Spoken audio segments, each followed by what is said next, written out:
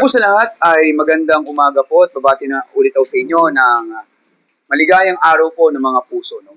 Tanong ko naman sa inyo, ngayon nga po ay February 14 na nga. Ano masasabi niyo po dito? Ayos ba ang inyong puso o medyo iba? Ayos naman po. Ayos naman, ikaw? Ayos lang po. Ayos ikaw? Ayos lang po. Mabuti naman, no? Sa inyo ba, ano ba pinakakatakot ba? Pag-ibig, utang sa pera, o kamatayan? Para sa iyo, ano bang pinaka-nakakatakot dito at bakit? Ano po? Pag-ibig po. Pag-ibig, ikaw? Kamatayan po. Kamatayan, ikaw? Kamatayan po. Punta tayo dito. Ikaw na iba. Bakit pag-ibig? Kasi po, pag-iki po yan po. Halimbawa po, pag-iki na busted po. Hmm. Ano po? Ano po? Hindi na po kayo makakahanap ng ng bagong pag-ibig po. Kasi masakit po sa puso. I see. Kayo naman, ba't kayo natatakot sa kamatayan naman? Pag kasi po, kamatayan, pag namatay ka po, wala ka nang magagawa. Yung mga mahal mo sa buhay, may iiwan mo. Oo. Kaya doon po ako natatakot. Kaya po kamatayan kasi marami pa pong taong gustong mabuhay. Kaya po, mahirap po ang kamatayan. I see. Halimbawa, ito. Sa tingin niyo ba, mahirap pa magmahal ng isang tao sa panahon ngayon kumpara dati? Opo. Bakit? Mahirap po kasi ibang-iba ang generation po ngayon. Madami po kasi po, hindi mapapagkatiwalaan na babae po. At Okay, ikaw naman. Sa tingin mo, mahirap magmahal ng isang tao sa panahon ngayon kumpara dati? ang aking masasabi lang po ay, opo, mahirap dahil nasaktan din po ako dati.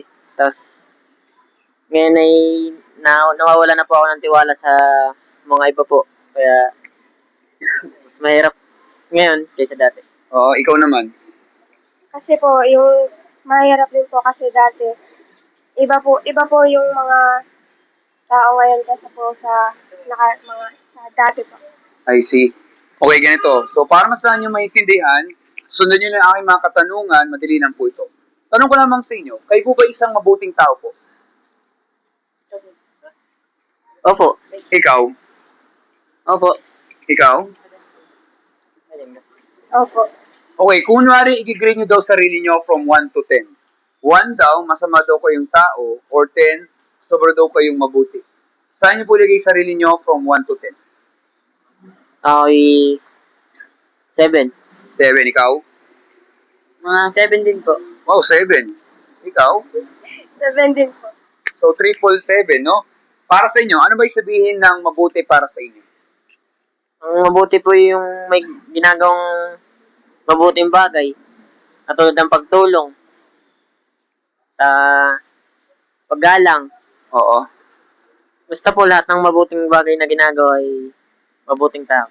Ikaw naman? Sabi ko lang po, sabi po mabuti ang tao po kapag pag may nagawa pong kabutihan sa kapwa at saka po may pananalig po sa Diyos. Ikaw naman? Ang kabutihan po ay mga nakakatulong ka po sa iba po. Pagtulong sa mga nangangailangan. Sa tingin nyo, mahilig ba yung magbasa ng dictionary? Ako po ay medyo. Medyo. Ikaw naman? Minsan lang po, pag may hanapin lang po. Ikaw naman? Hindi po. Okay, pero nagsasearch naman kayo kay Google pag hindi nyo alam isang salita. Okay, bigyan ko kayo ng konting kalaman, no? Sabi po sa dictionary po, para daw masabi na good o mabuti, ito po ay may kinalaman daw sa ugali ng isang tao. Dapat daw wala kang ginagawang masama, wala daw ginagawang krimen, at wala ka daw sinasaktan na tao kahit sanggol. Ngayon, kung tama talaga ang sinasabi ng dictionary, tingnan natin itong mga katanungan to. Halimbawa, kayo po ba'y nakapagsinungaling po sa tanan ng buhay niyo po? Opo. Ikaw? Opo. Opo. Yun ang problema, lahat po tayo guilty kasi yan ang matututo isang bata ang magsinungaling at lahat po tayo dito ay guilty. Pero ito po, kayo po ba ay nakapagnakaw ng kahit anong gamit sa tanan ng buhay niyo po? Mapalapis, ballpen, barya, may na po sa kalsada, hindi mo lang binalik, o nangopya ka daw o nagpakopya ka sa exam or quiz sa tanan ng buhay niyo po? Opo. Ikaw? Opo. Opo. Imagine nyo lamang ha, kunwari, nandyan na yung police station sa di kalayuan. Kunwari lamang, no, sa totoong buhay, baka lata tayo nasa kulungan ha, sa kaso ng pagnanakaw ng lapis, ballpen, barya, o pangungopya ng sagot sa katabi. Maaring nakakatawa siyang tingnan, pero wala siyang pinagkaiba kung tayo nagnakaw talaga ng totoong pera at iba pa. Ibig sabihin lamang, may trust issue ang mga tao kasi madali tayong matukso sa maliit na bagay. Pero ito po, kayo mo ba nakaranas na magalit sa isang tao? Opo. Ikaw? Opo. Opo. Nawawala ba ang stress niyo pag nagagalit o lalong tumitindi po? Lalo pong tumitindi. Gawa ng... Ikaw? Ako po, lalo din pong tumitindi. Ikaw naman. Kaya din pong tumitingin. Siyempre, halimbawa, kunwari, sinasaktan kayo o niloloko isang tao, no? Siyempre, kalau ko naman sabihin hindi ka nasasaktan, pero sa ng puso mo, parang gusto mo nang manuntok o manampal ng tao, pero sa isip lamang. Nagtatanim ka lang ng galit. Pero may nagsasabi po, hindi mo kailangang manuntok o manampal ng tao o magmura. Ang kailangan mo lang pala ay magtanim ng galit. Kaya lamang, lahat taga tayo dito ay guilty. Pero ito po, nagagamit yung minsan ang pangalan ng Panginoon sa walang kabuluhan. Halimbawa, naglalakad kayo, biya kayo nadulas, na pa-OM, alam niyo na po yun. Tanong ko lamang, mahal niyo ba mga nanay niyo? Opo. Ikaw. Opo. Opo. Halimbawa, kunwari nagpapalipas kayo ng oras dito, and suddenly, huwag naman sana, isa sa inyo kunwari ay nadulas lamang, medyo maputik, instead na pangalan ng Panginoon, ang nabanggit nyo ay pangalan ng nanay nyo na wala siyang kinalaman dito, nadulas ka lamang o natapa ka lamang. OM, insert mother's name. Okay lang ba yun? Panggulat lamang? Hindi po. Bakit hindi? Dahil dapat ang ating mga magulang ay igalang.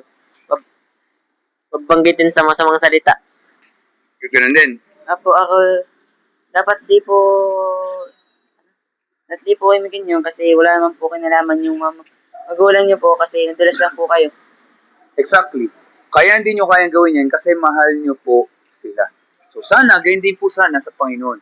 Hindi yung pag nabagsak lang yung cellphone, bigla na lang mapapamura ka na lang, at isisisi ka agad sa Panginoon. Yung OM, alam nyo na. Naririnig nyo na yan sa paligid na yan. Ang tawag kasi po dyan ay pambabastos or blasphemy. And unfortunately, marami talaga sa atin, o lahat talaga, ay guilty. Lilinawin ko po sa inyong tatlo, hindi ko yung sinisiraan, hindi ko yung hinusgahan. Yung mga tanong na yan ay tanong po ng bawat isa sa atin. Sa tingin nyo kaya, kung tayo po mamamatay, hindi ito pananakot, at haharap tayo sa tinatawag na judgment day sa Panginoon, sa tingin nyo kaya, kayo ba'y guilty sa nagawa nyong kasalanan or innocent po kayong tao? Guilty po. Ikaw? Guilty po ako. Guilty po. Sa tingin nyo, saan kayo pupunta kunwari pag kayo namatay? Sa langit ba kayo pupunta o sa impyerno? Tanong lamang po. Hindi ko po alam. Ang Panginoon po ang nakakalam niya. Naintindihan ko, ikaw. Ano po? Hindi ko po masasabi kasi ang Panginoon lang po ang gagawa po ng batas. Oo. Ikaw naman. Hindi ko din po masasabi kung saan po ako mapapunta. Naintindihan ko naman. Pero kunwari may isang kriminal, no? Halimbawa, nagnako siya ng pera sa bangko. Nung siya hinuli ng mga pulis at siya dinala sa korte, ito po ang sasabihin niya sa judge. Judge, guilty po ako sa nagawang kasalanan, pero hindi ko po alam kung saan ako pupunta. Abay, magagalit ang judge, sasabihin, anong hindi mo alam? Pero nakagawa ka ng krimen na alam mong may parusa, so kailan yung pagbayaran, kailan talaga siyang itapon sa kulungan. Tama po ba? Opo. Tama po ba yun? Opo. Opo. So, yung sinasabi ko po kasi, ay parang ganyan din ang sinasabi ng Bible. Sabi kasi sa Biblia, ang mga tao nagsinungaling, nagnakaw, nagtanim ng galit, at iba po mga nagawang kasalanan, magaan man yan o mabigat, ginawa natin yan or sa isip lamang, pero sa mata ng Panginoon ay walang marating sa langit. Hindi makikita ang karan ng Diyos kung hindi itatapon po sa nagabagang apoy o impyerno. Sa tingin nyo kaya, kayo po ba'y nag-alala sa sasabi ng Bible na maaaring kayo pong tatlo ay sa hell mapupunta, subalit hindi lang kayong tatlo, lahat tayo kasi may nagawa tayong kasalanan sa harap ng Panginoon. Kayo po ba'y nag-alala sa sasabi ng Biblia? Opo. Ikaw? Opo. Opo. Ano mo pong nangyari, dapat tayo mag-alala kasi po, buhay ang pinag-uusapan natin. Oo, bigla na itong interview na to, pati ako'y nagulat. Pero don't get me wrong po, no, wala pong masamang intention. Ako po'y nagmamalasakit lamang at ito po ay isang paraan ng pag-ibig ko po na buhay ang pinag-uusapan natin. Tanong ko lamang sa inyo, mahal niyo ba sarili niyo? Siyempre naman po. Opo. Opo. 100% sure? Opo. Opo. Opo. Yes po. Kunwari may nagawa kayong isang kasalanan, mahal mo ba rin sarili nyo? Opo. Mhm. Good po. Okay? Opo. Well, naintindihan ko, pero ano man mangyari, dapat pa nating mahalin nating sarili. Kasi talaga tayo magkakamali o makagawa tayo ng kasalanan. Subalit, sabi kasi sa Bible, pag po tayo mamamatay kunwari, Judgment Day ang naghihintay sa atin lahat-lahat. Titingnan lang niya, hindi lang yung mabubuting gawa natin, pati masasamang ginagawa natin. At ang masakit po dito, yung ating mga ginawang kasalanan ay sa hell ang bagsak talaga nito. Kasi ito po ay dahil sa hustisya ng Panginoon. Sabi kasi sa Biblia, walang sino man ang mabuti kahit isa. Lahat po ay nahulog sa kalahatian ng Panginoon. Ibig sabihin lamang po nito, from 1 to 10 kanina, sagot niyo lahat puro 7, ang totoong grade talaga sa atin, bagsak. Kasi wala talaga mabuti sa atin kahit isa. Kahit nga simpleng pagsisinungaling nga lang, big deal na yung kagad sa Panginoon. Kasi nga, ganun kabigat yun. Bagamat nakapag-alala dahil yan po ang justice ng Panginoon, pwede magbagong lahat-lahat kung narinig natin ang isang napakahalagang salita. Narinig yung salita ang mercy, M-E-R-C-Y. Mercy, any idea? Mercy. Ano po ba yun? Like ano sa Tagalog nun? Pagiganti po ba yun? Pagiganti. Hindi. Ikaw, any idea? Awa po. Tama, awa. Kayo ba'y nahingi ng awa sa araw-araw? Nahingi ng awa? When we say po mercy o awa, yan ay paghingi ng tulong sa Panginoon. Yan yung inamin mo, ikaw ay makasalanan, inamin mo, ikaw ay mahina, at ikaw ay humingi ka ng tulong sa Kanya. Para mas maintindihan nyo lamang ay ganito. Pag tayo may nagawang kasalanan, ang tawag doon ay punishment. So may parusa, so karapat dapat tayong mapunta talaga sa hell or sa punishment. Kaya nga deserve natin yun. Pero kapag sabi natin mercy o awa, hindi natin deserve pero binibigay sa atin ang tsansa. Parang ganito lamang yan. Kay Bubi nakatanggap ng mga regalo sa tanan ng buhay niyo po. Opo. Ikaw. Opo. Opo. Pero minsan nahiya kayo pag may natanggap kayong regalo. Di ba? Pero in later on, ay tatanggapin niyo rin. Tama po ba? Kasi yun yung totoo. Ibig sabihin ng mercy, hindi natin deserve pero binibigay kasi kailangan natin. Ganyan din po ang Panginoon. Yes, galit siya sa kasalanan, pero siya rin po ay mahabagin at nagbibigay rin siya sa awa sa mga taong hingi sa kanya talaga ng awa. At pag nangyari yun, ito na po yung tanong na magbabago sa lahat-lahat. Ano ba ang ginawa ng Panginoon sa ating lahat upang hindi tayo itapon sa impyerno at tayo pa yung makalis po sa judgment day? Anong ginawa ng Panginoon para hindi tayo mapahamak? Pako sa krus. Naniniwala ka doon? Opo. Ikaw. Opo. Tayo pong lahat ay makasalanan, di lang sa Pilipinas, pati sa buong mundo. Tama po ba? Opo. Pero yun nga, ang ginawa po ng Panginoon Kristo, nung siya ay nagkatawang tao, nagmalasakit siya, minahal niya po ang mga taong tulad natin. Pero anong ginawa sa kanya? Siya ay tinakwil, siya ay pinahirapan, siya ay iniwan sa ere, at siya ay pinako pa sa krus ng Kalbaryo. Sa anong dahilan? Wala. Nagbahagi lang siya ng katotohanan. Kaya lamang, alam ni Jesus na kanyang buhay ang maging kapalit para mabayaran ang kasalanan sa libutan. Yan yung dahilan kung bakit si Jesus ay Diyos din siya, mula sa simula. Ibig sabihin, nabuhay siya sa pangatlong araw bilang hudyat na matagal na pong natalong kasalanan, matagal na pong natalong kasamaan, at meron pong buhay na walang hanggan. Sa madaling salita po, para maligtas ang isang tao, wala yan sa mabuting gawa. Dahil ang kaligtasan po ay nasa regalo o biyaya ng Diyos.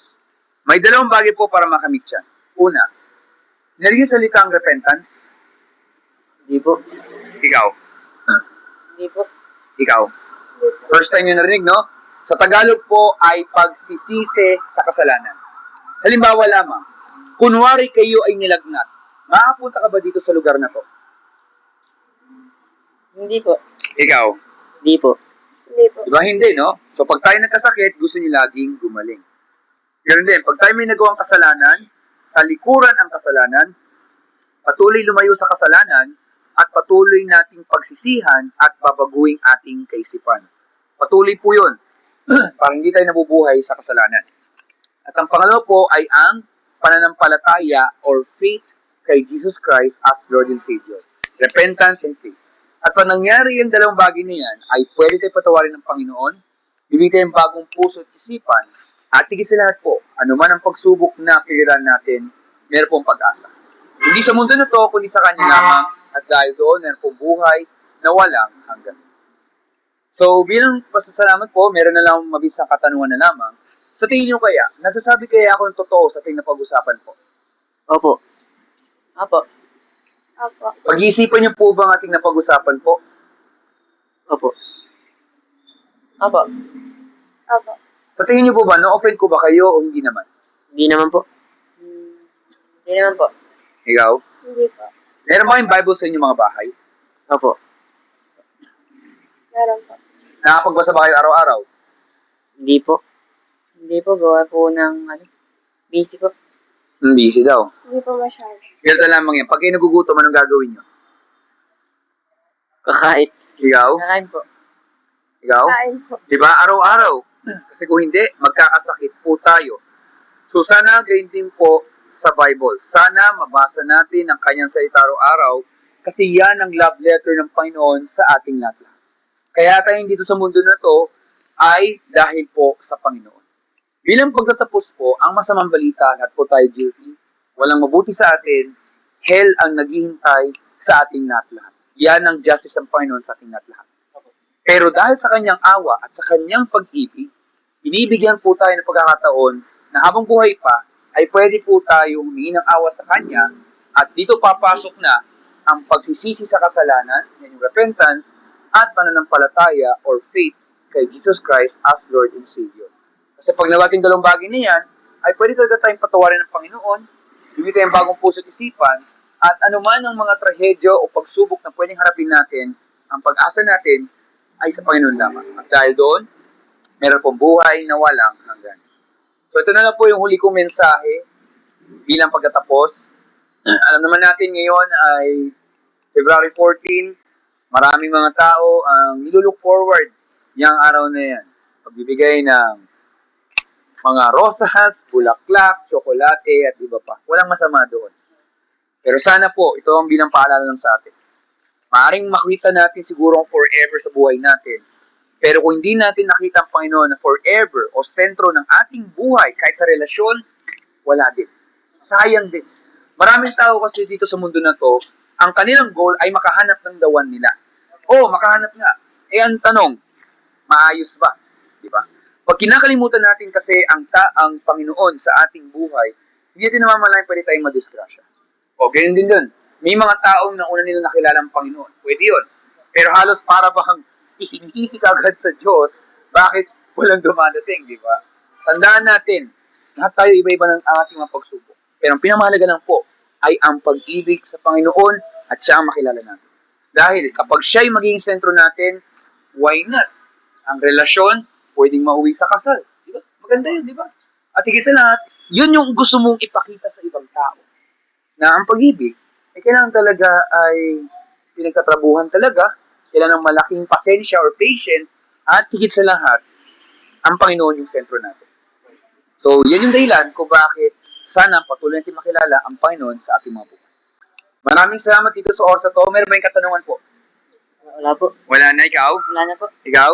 Wala na po. So, wala nang katanungan po. Ako pinagpapasalamat dito sa oras na to. Mag-ingat po kayong tatlo. Stay safe po. God bless po sa inyong tatlo. And babati na lang ulit ako sa inyo ng isang maligayang araw ng mga puso. Maraming salamat. Ingat po kayo. Thank you po. Thank you po.